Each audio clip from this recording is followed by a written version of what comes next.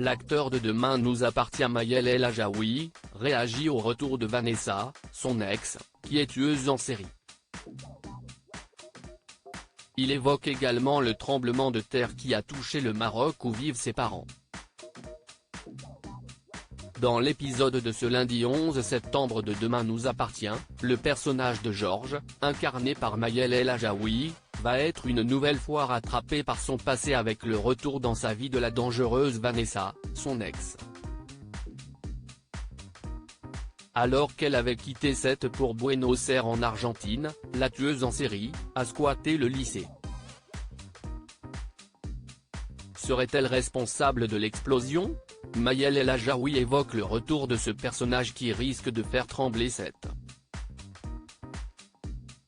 Demain nous appartient, Maël El Ajaoui satisfait de l'évolution de Georges Télé Loisirs, vous venez de fêter le 1500e épisode et les 6 ans de Demain nous appartient.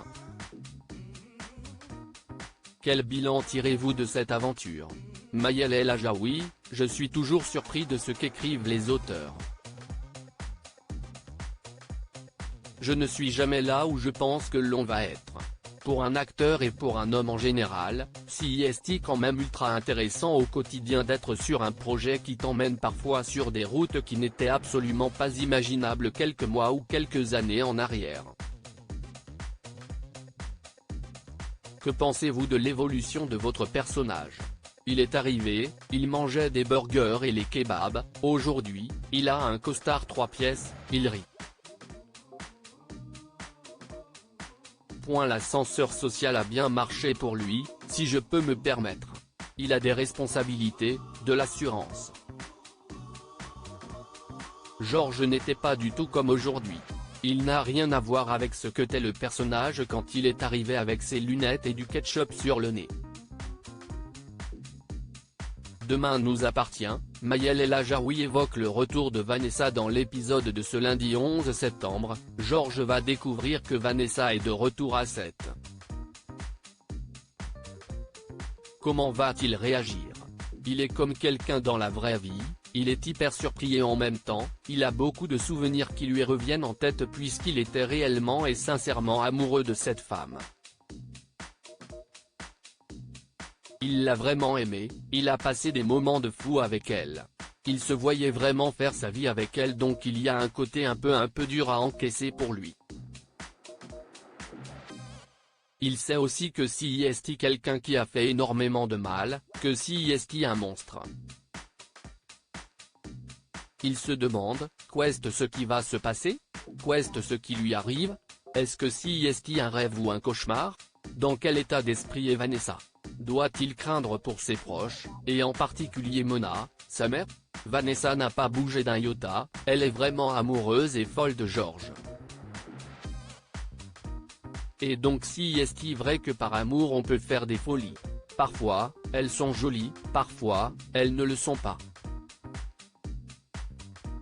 Vanessa n'a qu'un rêve, avoir son Giorgio que pour elle et rien que pour elle. Il est dans l'inquiétude de savoir comment va réagir Vanessa et découvrir quel est son projet réel. Elle est complètement imprévisible. Donc elle peut faire vraiment n'importe quoi à Sète et c'est ça qui le stresse et l'angoisse le plus. Mona n'a jamais été fan de Vanessa. Si on suit bien les épisodes, elle a toujours été contre elle et Vanessa prend très mal. Donc oui, Mona a du souci à se faire. En parlant de Mona, vous avez déclaré vouloir plus tourner avec Catherine Benguigui. Votre appel a-t-il été entendu par la production?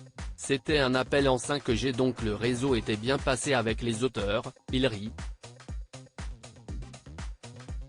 Plus sérieusement, c'est ça qui est génial avec cette aventure.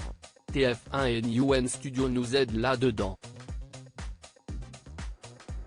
Il y a une espèce d'écoute mutuelle pour essayer de faire avancer les histoires et les personnages avec une affection pour chaque personnage. Les auteurs entendent quand on a envie de tourner avec tel ou tel personnage, ils essayent tant bien que mal de nous faire plaisir. Ce retour de Vanessa va-t-il permettre un nouveau rapprochement avec Victoire, ou leur histoire est vraiment finie? Si est une longue histoire, si est quelque chose qui est fini sans être fini? Pour Georges, Victoire reste une des personnes les plus importantes à ses yeux et Victoire ne souhaite que son bonheur. Ce n'est donc pas impossible que ces deux-là se rapprochent. Demain nous appartient. Les parents de Maëlle El Ajaoui ont survécu au tremblement de terre au Maroc. Vous jouez en parallèle votre spectacle Maëlle en vrai. Alors il est comment Maëlle en vrai? Je suis issu d'une fratrie de 10 frères et sœurs. Ce qui n'est pas anodin. Je suis d'origine marocaine. Heureusement, ma famille va bien après le tremblement de terre au Maroc, ils sont vivants. Mes parents ont dormi sur un terrain vague dans la nuit de vendredi à samedi. Ils étaient tous recroquevillés. Ils n'ont pas pu rentrer chez eux, il y a pas mal de morts un peu partout. Si est un peu une image de fin du monde et en même temps, je leur dis qu'ils sont vivants et que si est plus important. Mais si est vrai que, là maintenant, il y a du traumatisme.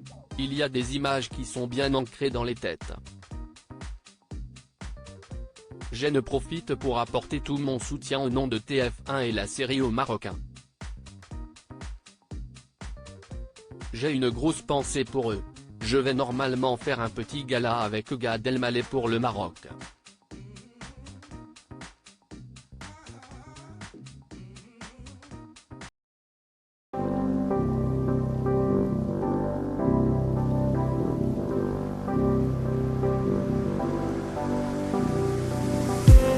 I just need